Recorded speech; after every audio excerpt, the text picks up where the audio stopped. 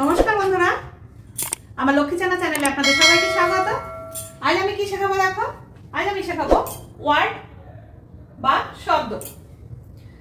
ইংরেজিতে বলে ওয়ার্ড আর বাংলায় বলে শব্দ।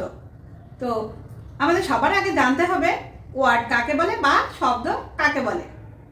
কয়েকটি বর্ণ বা লেটার পাশাপাশি বসে যদি আমাদের মনের ভাব সম্পূর্ণভাবে প্রকাশ পায় তবে তাকে শব্দ বলে। কিন্তু এই শব্দ উচ্চারণ করতে গেলে স্বরবর্ণের যেমন প্রয়োজন তেমনি কোনো ওয়ার্ড উচ্চারণ করতে গেলে ভাওয়েলেরও প্রয়োজন। কোনো ভাওয়েল ছাড়া কোনো ওয়ার্ড গঠিত হয় না, আবার কোনো স্বরবর্ণ ছাড়া শব্দ গঠিত হয় না। আমি তোমাদের একটা উদাহরণ দিয়ে দেখাচ্ছি। দেখো, আমি যদি এখানে একটা শব্দ লিখছি যে কা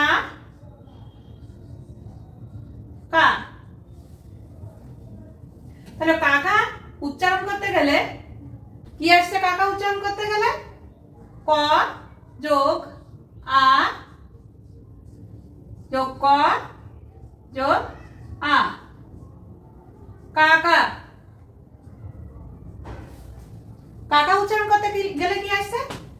ক যোগ আ আবার ক যোগ আ, কাকা।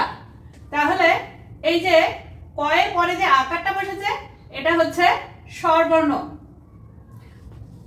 আবার যদি আমি এখানে লিখি ব ল, বল, ব যোগ অ যোগ ল, ল এর পরে কিন্তু আবার একটা অ আসছে, বল। তাহলে এখানে কি আসলো? এখানে অ আসলো। ব এর পরে একটা কি উচ্চারণ হলো? অ। আমরা ব উচ্চারণ করি, আমরা ব্যঞ্জন বর্ণ উচ্চারণ করতে গেলে কি উচ্চারণ করি? তার সঙ্গে স্বরবর্ণ উচ্চারণ করি। যেমন ক, খ, এরকম আমরা যখন ব্যঞ্জন বর্ণগুলো উচ্চারণ করি তখন অ উচ্চারণ হয়। তাই শব্দ উচ্চারণ করতে গেলে আমাদের স্বরবর্ণের প্রয়োজন, আবার ওয়ার্ড বোঝায়। দেখো, যদি আমি এখানে লিখি pen, P E N, pen, এই যে ইটা হচ্ছে ভাওয়েল, এটা হচ্ছে কি? এটা হচ্ছে ভাওয়েল। তাই ভাওয়েল ছাড়া এই যে আমাদের এই যে বললাম P E N, pen, pen মানে কলম। আমি যদি এখানে ই পি এন লিখি তাহলে কি কোনো শব্দ হবে? না, কোনো শব্দ হবে না। কেন শব্দ হবে না? তার এর কোনো অর্থই হয় না। যদি অর্থ না হয় তাহলে সেটা শব্দ হবে না। কি? বি এ জি, ব্যাগ, এই যে এটা ভাওয়েল, তাহলে এটা একটা অর্থপূর্ণ ওয়ার্ড। তাহলে বুঝলে তো বন্ধুরা? এবার আমি তোমাদের এই যে ওয়ার্ড বা শব্দের যে সংজ্ঞা সেই সংজ্ঞাটা লেখাবো। ওয়ার্ড বা শব্দ কাকে বলে?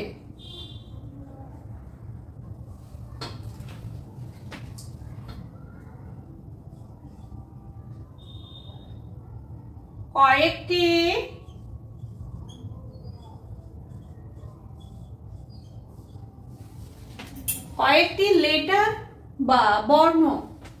ইংরেজিতে বলে লেটার, বাংলায় বলে বর্ণ। কয়েকটি লেটার বা বর্ণ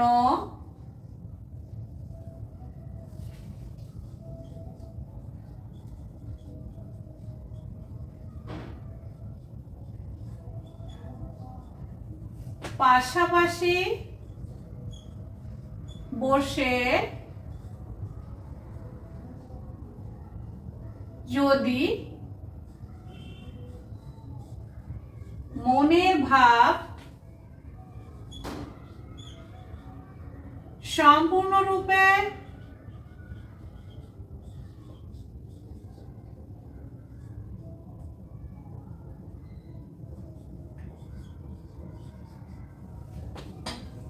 প্রকাশ পায় বা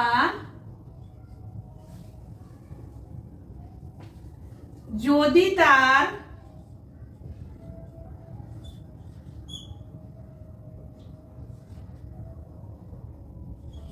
অর্থ থাকে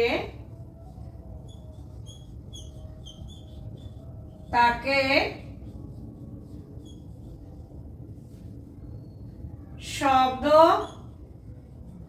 বা ওয়ার্ড বলে। তাহলে বুঝতে পারলে তো? কয়েকটি লেটার বা বর্ণ পাশাপাশি বসে যদি মনের ভাব সম্পূর্ণরূপে প্রকাশ পায় বা যদি তার কোনো অর্থ থাকে তাকে বলা হচ্ছে ওয়ার্ড বা শব্দ। আর যদি কোনো অর্থই না থাকে তাহলে কিন্তু সেটা ওয়ার্ডও হবে না বা শব্দ হবে না। ভিডিওটি যদি ভালো লাগে অবশ্যই লাইক, কমেন্ট ও শেয়ার করো আর চ্যানেলটা সাবস্ক্রাইব করো।